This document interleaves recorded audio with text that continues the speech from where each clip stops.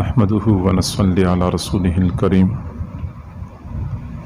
أما بعد فأعوذ بالله من الشيطان الرجيم بسم الله الرحمن الرحيم وأما ما ينفع الناس فيمكث في الأرض صدق الله العظيم وبلغنا رسوله النبي الكريم ونحن على ذلك لمن الشاهدين والشاكرين والحمد لله رب العالمين اللهم صل على سيدنا محمد وعلى آل سيدنا محمد وبارك وسلم۔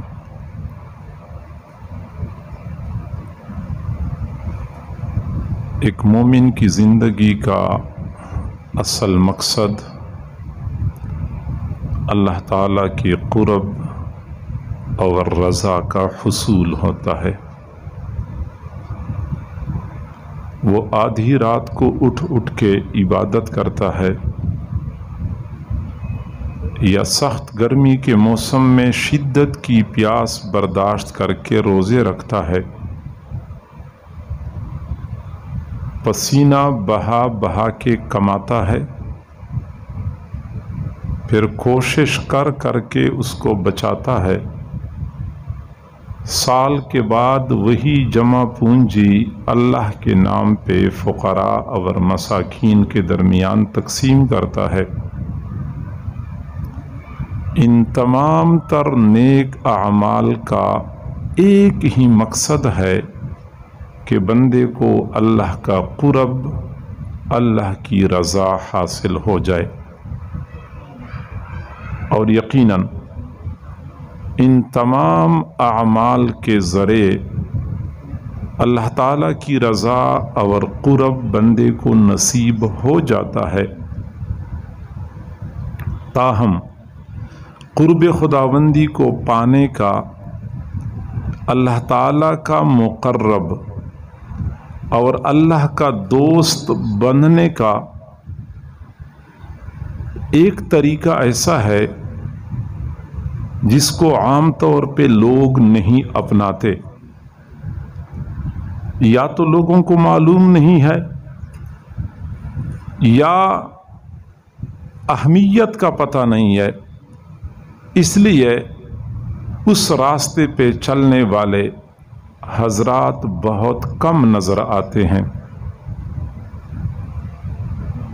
اللہ تعالیٰ کا قرب حاصل کرنے کا وہ راستہ مختصر بھی ہے، کم وقت لگتا ہے، تھوڑی محنت کے بدلے میں بندہ اللہ کے مقربین میں شامل ہو جاتا ہے، اور وہ ہے مخلوق خدا کی خدمت کا راستہ۔ آپ لوگوں نے بارہا سنا ہوگا کہ عبادت سے جنت ملتی ہے، خدمت سے خدا ملتا ہے۔ یہ کوئی رسمی بات نہیں ہے، بلکہ کسی اہل دل کے دل سے نکلنے والی ایک حقیقت ہے۔ خدمت خلق کا راستہ اختیار کر کے بندہ جلدی اللہ تک پہنچ جاتا ہے۔ حضرت مولانا احمد علی لاہوری رحمۃ اللہ علیہ نے فرمایا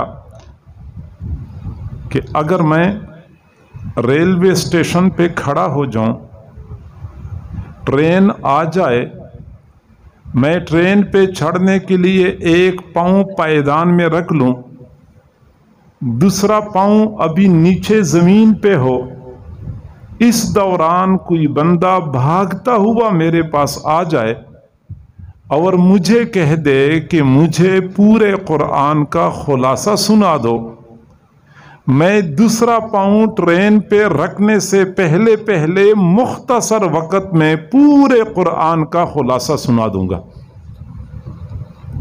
اور پھر فرمایا کہ قرآن پاک کا خلاصہ یہ ہے کہ اللہ تعالیٰ کو عبادت سے، رسول اللہ صلی اللہ علیہ وسلم کو اطاعت سے، اور مخلوق خدا کو خدمت سے راضی کر لو۔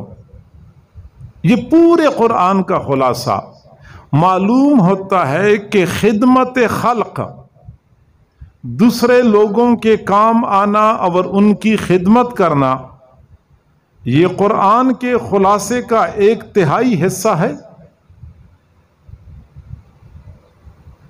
اور میں بڑی وثوق سے یہ بات کرتا ہوں کہ انسان تو اشرف المخلوقات ہے، اس کی خدمت تو بندے کو بلند درجات پہ پہنچاتی ہی ہے۔ کوئی بندہ کتے، بلی، کوئی خسیس اور حقیر مخلوق کی خدمت کر لے تو یہ بھی اس بندے کے لیے روحانی ترقی کا ذریعہ بن جاتی ہے۔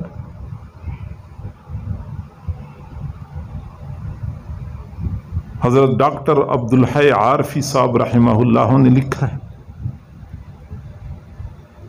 کہ پرانے زمانے میں ایک محدث تھا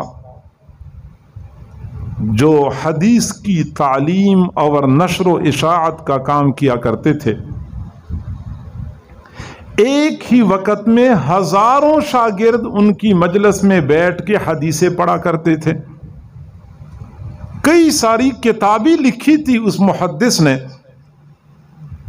اور جب محدث کا انتقال ہوا تو کسی نے خواب میں دیکھا کہ جنت میں عالیشان محل ملا ہوا ہے۔ خواب دیکھنے والے نے کہا کہ جی ہاں، یہ مقام تو آپ کو ملنا ہی تھا، آپ کا حق بنتا ہے، کیونکہ آپ کی دینی خدمات اتنی ہیں، آپ کے شاگردوں کا اتنا وسیع حلقہ ہے، اور آپ نے اتنے سال تک مسلسل حدیث پڑھائی ہے، تو حق بنتا ہے کہ آپ کو بلند مرتبہ دیا جائے۔ لیکن اس محدث نے جواب دیا کہ نہیں، مجھے یہ مقام اور مرتبہ حدیث پڑھنے پڑھانے کی وجہ سے نہیں ملا ہے، حدیث میں کتابیں لکھنے کی وجہ سے نہیں ملا ہے، دینی خدمات کی وجہ سے نہیں ملا ہے، بلکہ ایک ایسا عمل جس کو میں کوئی حیثیت ہی نہیں دے رہا تھا، اسی عمل کی وجہ سے اللہ نے میری مغفرت کا فیصلہ فرمایا۔ چنانچہ جب مجھے اللہ تعالیٰ کے سامنے پیش کیا گیا، فرشتوں نے کہا کہ اللہ، یہ وہ بندہ ہے جس نے پوری زندگی حدیث پڑھتے پڑھاتی گزار دی ہے، ہزاروں کی تعداد میں اس کے شاگرد ہیں۔ اللہ تعالیٰ نے فرمایا کہ مجھے نہیں چاہیے۔ پھر فرشتوں نے کہا کہ اللہ، اس کی اتنی ساری کتابیں لکھی ہوئی ہیں، اور اب طلباء علماء ان کتابوں سے فائدہ اٹھا رہے ہیں۔ اللہ نے فرمایا مجھے نہیں چاہیے۔ اے اللہ، اس کی اتنی ساری دینی خدمات ہیں، راتوں کو اٹھ اٹھ کی عبادت کیا کرتا تھا، سخت گرمی کے موسم میں شدت کی پیاس برداشت کر کے روزے رکھا کرتا تھا۔ تو اللہ رب العزت نے فرمایا مجھے نہیں چاہیے۔ فرماتے ہیں کہ مجھے تو اپنے پاؤں کے نیچے سے زمین سرکتی ہوئی محسوس ہوئی کہ میری اتنی ساری عبادات اور اتنی ساری دینی خدمات اللہ کو نہیں چاہیے، تو میرا کون سا عمل میرے کام آئے گا؟ میں سمجھ گیا میری پکڑ آ چکی ہے۔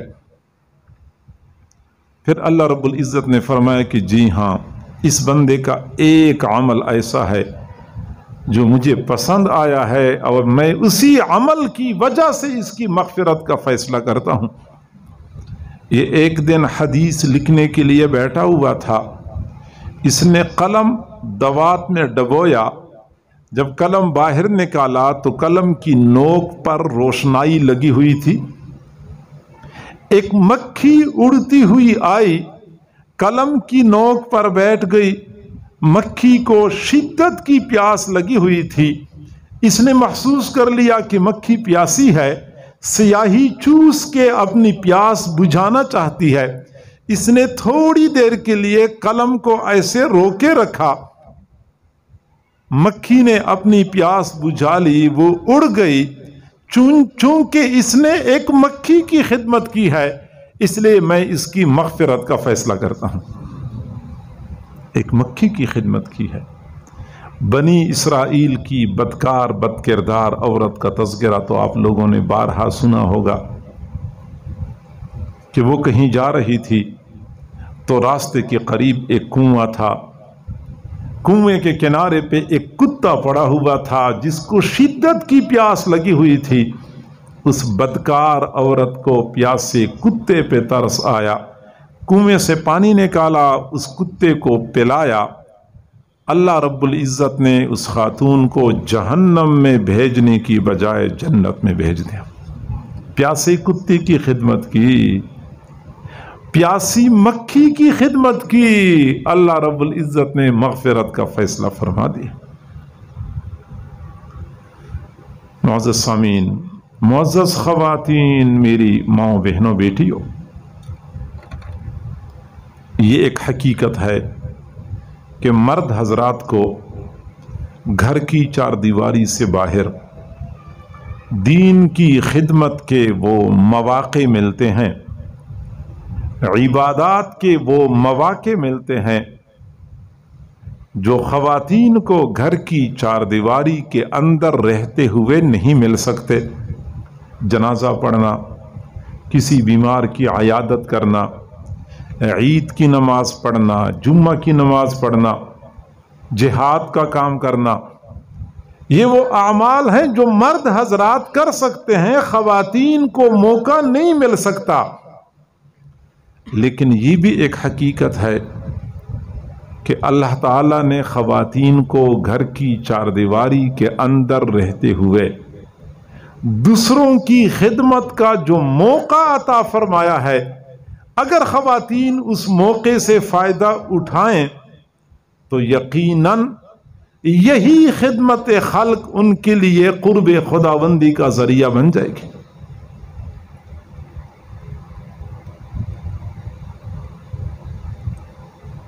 اور یہی وجہ ہے کہ اللہ کے نیک بندے جب بھی موقع پاتے ہیں کہ وہ دوسروں کی خدمت کر لیں تو موقع ضائع نہیں کرتے۔ آپ حیران ہو جائیں گے، حضور صلی اللہ علیہ وسلم اپنے ساتھیوں کے ہمراہ سفر پہ تشریف لے جا رہے تھے۔ ایک جگہ پڑاؤ ڈالا، جہاں پڑاؤ ڈالتے تھے تو وہاں رات گزارنے کے لیے انتظامات کرنے ہوتے تھے جو مشکل کام ہوتا تھا۔